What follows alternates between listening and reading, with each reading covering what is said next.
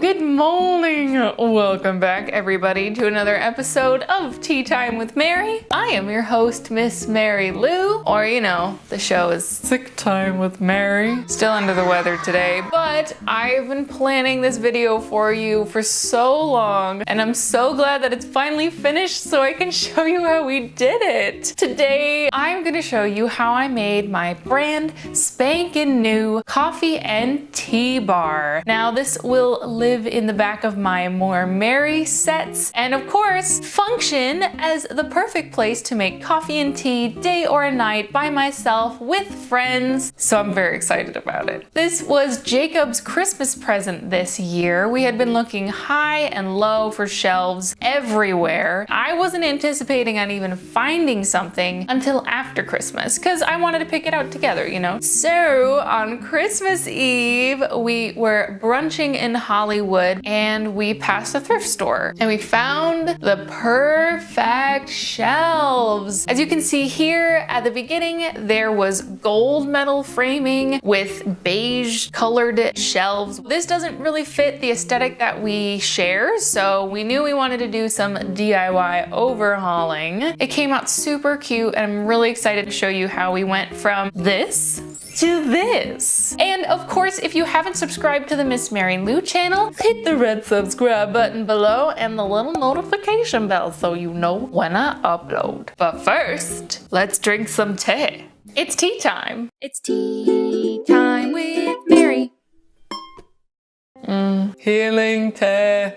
Okay, let's do the thing. The first thing to do, obviously, with any furniture you bring in the house is to clean it down. So I took some vinegar and water in a spray bottle, my favorite go-to spray cleaner, and I wiped down everything. And I mean everything. So cleaning is a very important step. Don't skip cleaning. Once it was clean, we had to decide what we were gonna do with it. I know seeing the final product now, it seems kind of obvious. Jacob had the really good idea to paint the metal pieces black, so it kind of looked like a wrought iron, like almost like a black iron park bench, if you will. Then we got to work. There are so many nooks and crannies in this metal work. I love it, believe me, but it's a pain in the butt to paint.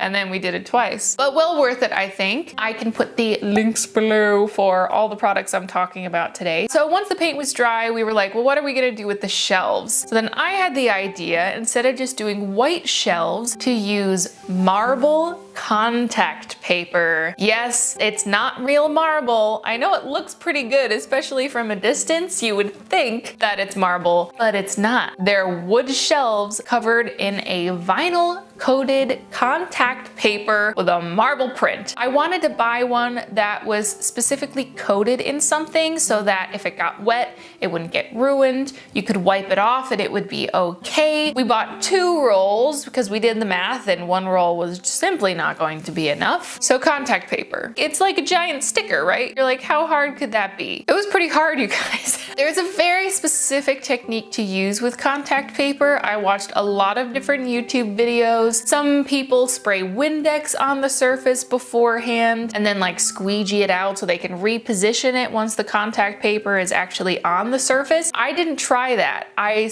just stuck it down, and I have to say, always cut a little bigger than you need because then you can just trim it down and make it look nice. And the positioning is the hardest part. Only peel off a little bit of the sticky part at a time, and then you take a straight edge and you run it along, slowly peeling back the contact paper backing as you go. Why don't you want to just take all the sticky stuff off and stick it all down at once? Because air bubbles. We did the wide surface first, and then on the 3 edges, we did thin strips of contact paper, tried to line up the marble grain to make it kind of fit and be more seamless, and I think it turned out really well. Finishing touches, of course, we got an electric kettle, some of the fairy lights that I love so much, shelves off of Amazon. These are technically spice rack shelves, and of course there is coffee representation, and not to mention these adorable teacup canvases painted by Katie. You've seen Katie on the show, and she gave us these little things for Christmas. Katie, you're a genius. Other than that, it's done. I'm so thrilled, and Jacob is really thrilled too. It was nice to not just be able to get him something, but then to also have a project that we could work on together.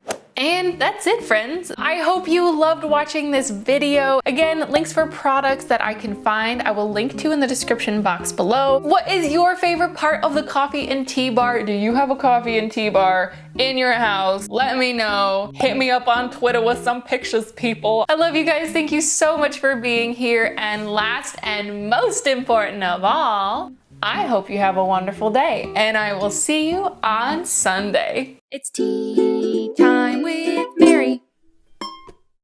A one, a two, a doodly doodly doo. Thanks for watching Tea Time with Mary. I hope to see you real soon. If you want to like, subscribe, and comment, I think that would be cool. Check out my Facebook.com/Teatime with Mary for all the content that's new. On my Instagram, Twitch, and Twitter, I'm at Miss Mary Lou. So thanks again for joining us, and thanks for being a friend. We'll see you next Tuesday. The fun never ends on Tea Time with Mary. That's me. What's dripping?